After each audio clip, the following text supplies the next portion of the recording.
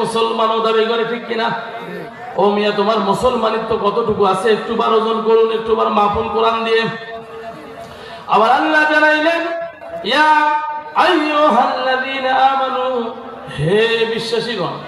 তার মানে আল্লাহকে বিশ্বাস করতে হবে, পরকালকে বিশ্বাস করতে হবে, পরবর্তী জীবনকে বিশ্বাস করতে হবে। যারা দুনিয়ায় থেকে এই বিশ্বাসগুলো অর্জন করে আমল করে এদেরকে বলা হয় বিশ্বাসী। ইয়া আইয়ুহাল্লাযীনা আমানু ইত্তাকুল্লাহ, আল্লাহকে ভয় করো। কাকে ভয় করতে হবে? এই কথা বলেন, কাকে ভয় করতে হবে?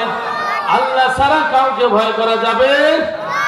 আমার একটা সময় আসছিল, মুসলমান আল্লাহকে বাদ দিয়ে চাকরির ভয়ে মুসলমানের ক্ষতি করেছে, মুসলমানদের গোয়েন্দাগিরি করেছে, আর লেকচার স্যারের চাকরি হারাম নাকি এই রকম যারা বদমাশ চাকরির ভয়ে আল্লাহকে ভয় না করে পাবলিককে ভয় করে নেতাখাতাকে ভয় করে যারা চলে, এই লোকগুলো ময়দানে মুসিবতের দিন এরা জালেমের কাতারে দাঁড়াবে, ঠিক কিনা বলুন?